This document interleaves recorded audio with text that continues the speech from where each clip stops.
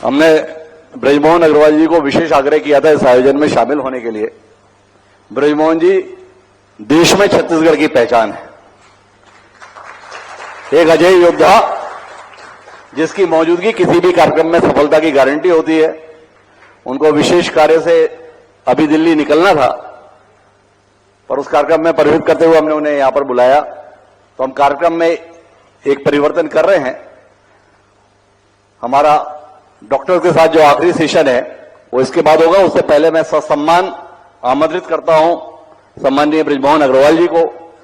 इस छत्तीसगढ़ में मेरे सबसे पुराने मित्र, इकलौता संपर्क जब मैं छत्तीसगढ़ आया था तो ब्रजमोहन जी थे। तब से वो नाता वैसे ही बना हुआ है और ब्रजमोहन जी का ऐसा नाता सभी से बना हुआ है। बहुत सम्मान के साथ मैं आमंत्रित करता हूं ब्रजमोहन जी को। जोरदार तालियों से स्वागत ब्रजमोहन जी का।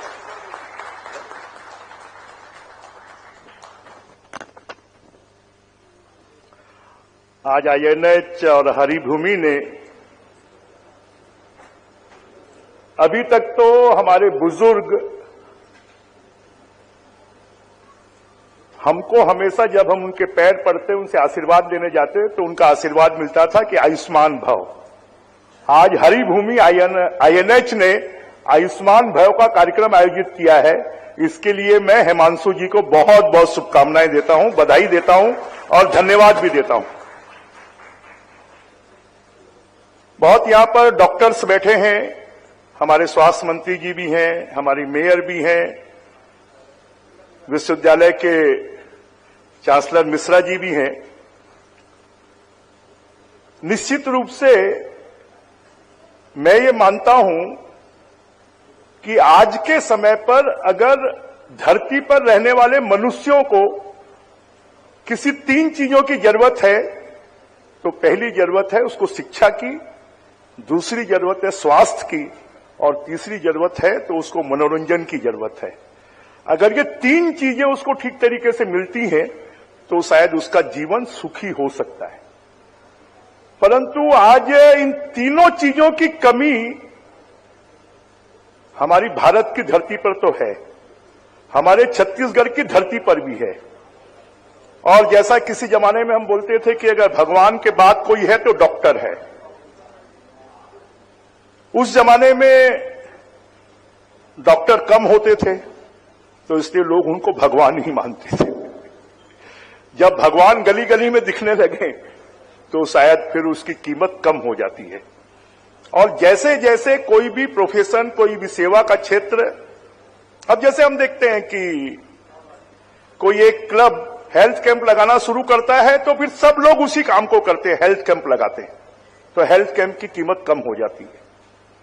आज के समय पर सबसे ज्यादा आवश्यकता इस बात की है कि सस्ता और अच्छा लोगों को इलाज कैसे मिल सकता है। इसकी पहली जिम्मेदारी तो सरकार की है। सरकार इसके लिए काम भी कर रही है कि मोदी जी ने कहा कि हर पार्लियामेंट्री कॉन्स्टिट्यूंसी में एक मेडिकल कॉलेज खुलेगा। मेडिकल कॉलेज खुल भी रहे हैं, परंतु ये बात भी सही है कि आधुनिक युग में, आईटी के युग में, और जब अर्थ का प्रभाव समाज के ऊपर में हो गया है तो ये डॉक्टर्स के प्रोफेशन में भी, स्वास्थ्य के प्रोफेशन में भी अर्थ का बहुत बड़ा प्रभाव हुआ है। साथ में अर्थ के प्रभाव के साथ साथ में अभी मैं डॉक्टरों को सुन रहा था तो उसमें सबने बताया जितनी ज्यादा सुविधा देंगे उतना ज्यादा पैसा लेंगे।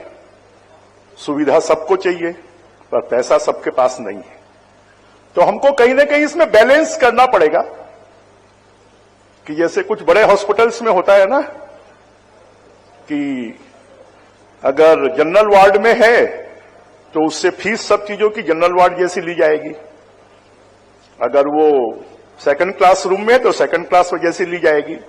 तो वैसे ही हमारे मल्टीनेशनल हॉस्पिटल्स हमारी क्या इस काम को कर सकते हैं क्या? कोई गरीब पेशेंट है तो उससे हम कम पैसा लेंगे, उसको हमको आईसीयू में भी ले जाना पड़ सकता है, उसका बड़ा ऑपरेशन भी हो सकता है। तो क्या अगर इस क्षेत्र में, स्वास्थ्य के क्षेत्र में अगर ये हो जाए कि जिसकी जितनी कैपेसिटी है उसके अनुसार हम उससे चार्ज लें, तो मुझे लगता है भारत जैसे देश के लिए और छत्तीसगढ़ जैसे प्रदेश के लिए जहां की 70% पॉपुलेशन गांव में रहती है, और गांव में रहने वाली पॉपुलेशन को जो आर्थिक रूप से कमजोर है, और अब तो ऐसे भी लोग हैं जो पहले कभी गरीबी में जीवन जीते थे। अगर एक मैं छोटा सा उदाहरण दूं कि हम पहले भी पंडित जी को 100 रुपए ही देते थे और आज भी 100 ही रुपए देते हैं। एक स्वभाव बन जाता है।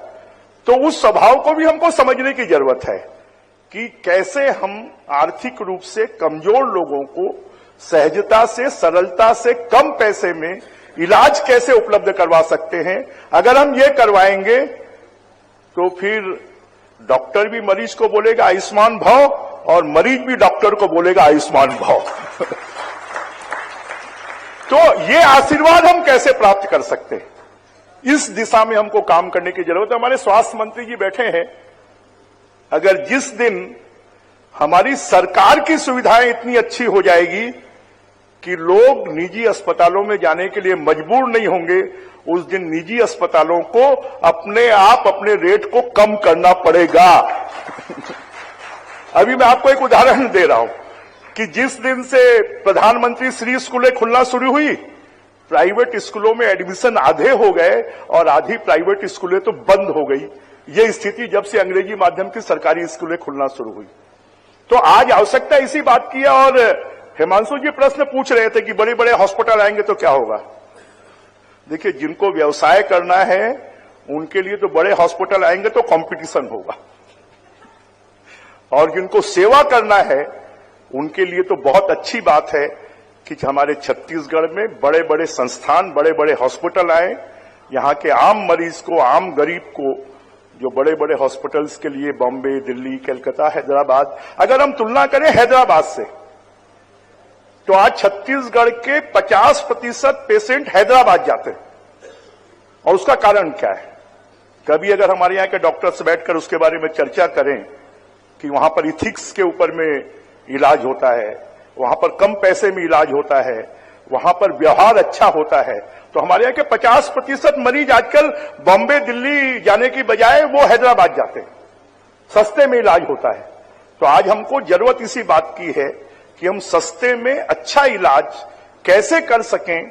और जो डॉक्टर के प्रोफेशन को भगवान के बाद माना जाता था कि भगवान के बाद कोई अगर है डॉक्टर है, तो वो हमको जज्बा, वो जज्बात और वो हमारी इज्जत, क्योंकि देखिए कई बार कहते हैं कि पैसा तो कोई भी कमा सकता है परंतु इज्जत सब नहीं कमा सकते।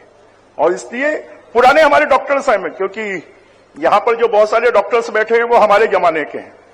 हम स्टूडेंट लीडरशिप में थे तो आज भी बहुत सारे डॉक्टर्स सोचते हैं कि मैंने एमबीबीएस किया है, बहुत सारे इंजीनियर सोचते हैं कि हमने इंजीनियरिंग की है, बहुत सारे डॉक्टर सोचते हैं हम साइंस कॉलेज में पढ़े हैं, पर वास्तव में हम दुर्गा कॉलेज में पढ़े हैं। और बहुत सारे डॉक्टर्स तो ऐसे हैं कि मेरे को वोट देने के कारण कहीं की हवा भी खा चुके। तो डॉक्टर्स का आज जरूरत इस बात की है कि हम छत्तीसगढ़ की, बहुत बार हम तुलना बॉम्बे, दिल्ली, कलकत्ता, हैदराबाद से करते हैं, परंतु यहां की लोकेलिटी क्या है, यहां के रहने वाले लोगों की आर्थिक स्थिति क्या है, उसके आधार पर अगर हम यहां पर मल्टीनेशनल हॉस्पिटल्स खुलें, अच्छे हॉस्पिटल्स खुलें, सबका इलाज करें, तो मुझे लगता है कि डॉक्टर का जो नोबल प्रोफेशन है उसको किसी जमाने में, आज भी हमारे रायपुर में ऐसे पुराने डॉक्टर्स हैं,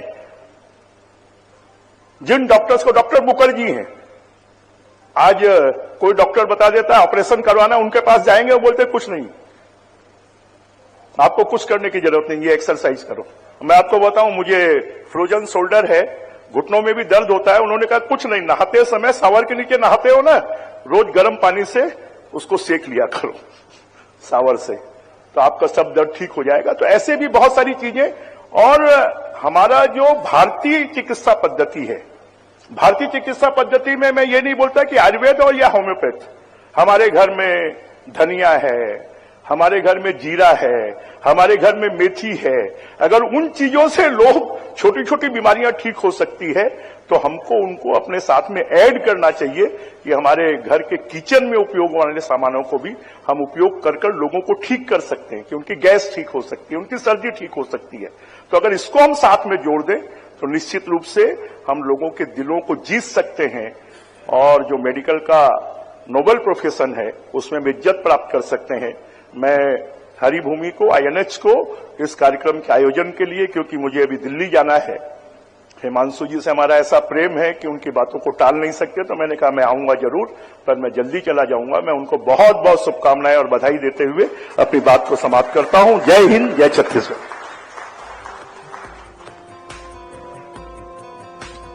आपसे निवेदन है सर कि आप स्मृति चिन्ह के लिए बृजमोहन अग्रवाल जी के लिए स्मृति चिन्ह देने के लिए मैं आमंत्रित करता हूं डॉक्टर कमलेश्वर अग्रवाल जी को रायपुर स्टोन से, और साथ साथ संजय वनवासी जी, बिजनेस हेड INH 24/7। आप दोनों भी सादर आमंत्रित हैं। तालियों की गड़गड़ाहट होनी चाहिए। बहुत ही महत्वपूर्ण बातें कही है श्री बृजमोहन अग्रवाल जी ने। और देखिए बहुत कीमती समय हमारे साथ साझा किया है उन्होंने। बहुत व्यस्त थे, उनका शेड्यूल बहुत बिजी था, लेकिन फिर भी समय निकालकर वो हमारे बीच इस वक्त मौजूद है, तो तालियां बजती रहनी चाहिए। डॉक्टर कमलेश्वर अग्रवाल जी, रायपुर स्टोन हॉस्पिटल, साथ ही संजय वनवासी जी, बिजनेस हेड INH 24/7, स्मृति चिन्ह के लिए। तो देखिए, जन नेता की पहचान यही होती है कि जनमानस को वो छू जाते हैं, और जिस तरह की बातें आज श्री बृजमोहन अग्रवाल जी ने कही है, जाहिर सी बात है वो हम सभी को छू गई है। और आयुष्मान भव जो उसका शाब्दिक अर्थ है, उन्होंने वो सही मायने में बता दिया है। बहुत शुक्रिया सर हमारे साथ इस कार्यक्रम में शामिल होने के लिए। बहुत आभार आपका।